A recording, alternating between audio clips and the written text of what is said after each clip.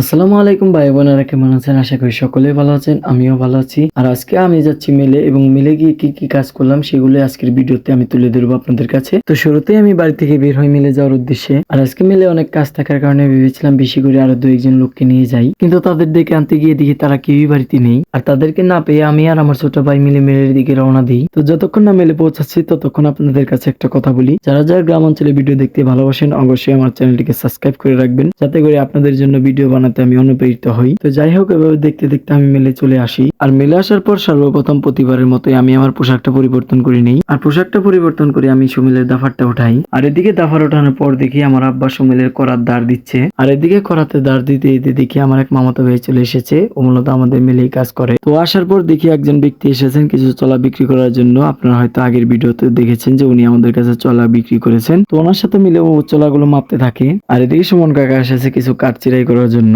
তো ওনারই কাঠ আব্বা আর আমার ছোট ভাই মিলে ব্যানে করে উঠিয়ে নিয়ে আসে চিরাই করার জন্য।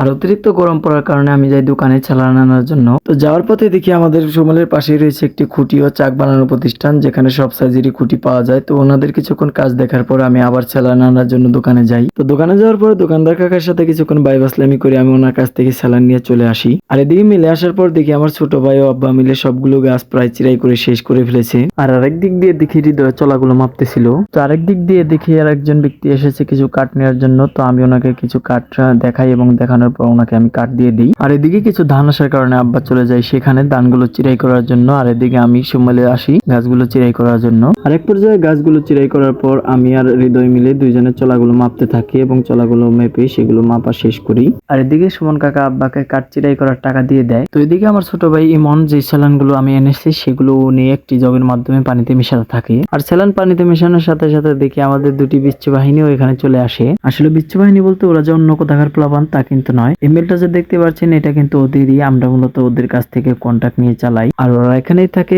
কাজের পাশাপাশি আমরা মাঝে মধ্যে ওদের সাথে গিয়ে আড্ডা দিই। আর এদিকে স্যালানের পানি খাওয়ার পর আমরা সবাই মিলে একটু বিশ্রাম করি। আর কিছুক্ষণ বিশ্রাম নেওয়ার পর আমরা যখনই গাছ ওঠাতে যাবো চিরাই করার জন্য তখনই দেখি বৃষ্টি শুরু হয়ে যায়। কিন্তু কিছুক্ষণ গুড়ি গুড়ি পড়ার পর দেখি বৃষ্টি চলে যায় এবং আমরা সবাই মিলে আবার বের হই কাজ করার জন্য। আর কাজ করার জন্য বের হয়ে দেখি প্রচন্ড রকমের রোদ উঠেছে। আর এই রোদের জন্য আমরা দুজনে মিলে একটি গাছের নিচে দাঁড়াই। আর ইমনকে বলি একটি টেপ আনার জন্য এবং টেপটা আনার পর গাছগুলো মাপার জন্য। আর তারপর ইমন টেপ নিয়ে আসে এবং টেপ নিয়ে আসার পর দুজনে মিলে গাছগুলো মাপতে থাকে এবং গাছগুলো মাপার পর ওরা দুজনে মিলে গাছগুলো ওঠানোর চেষ্টা করে। কিন্তু এগুলোতে অভ্যস্ত না থাকার কারণে গাছগুলো ওঠাতে ওদের একটু কষ্ট হয়। আর এর কারণে ওদেরকে সরিয়ে দিয়ে আমি গিয়ে গাছগুলো ওঠানোর চেষ্টা করি। আর গাছটা ছোট হলেও এর ওজন অনেক, আর একটু বেকয়েসের কারণে আর একটু বেশি কষ্ট হয়েছে। যাই হোক, তারপরেও অনেক কষ্ট করে আমি গাছটি উঠিয়ে ফেলি আর গাছটাকে বেনে করে নেওয়ার জন্য এগিয়ে আনতে থাকি। আর গাছটাকে এগিয়ে আনার পর বেনে ওঠানোর জন্য আব্বাকে একটি লাকড়ি আনতে বলি, মানে চলা আনতে বলি। তারপর দেখি উনি একটা চিকন চলা নিয়ে এসেছে। চলা আনার পর ভেবেছিলাম হয়তো এটাতে হবে না, কিন্তু তারপরেও এটা দিয়ে দিই। আর যখনই গাছ এটার উপর দিয়ে বেনে নিতে যাই আর বেশ তখনই এটা ভেঙে গাছ মাটিতে পড়ে যায়। আর সৌভাগ্যবশত আমরা সকলেই প্রথম থেকে সচেতন ছিলাম,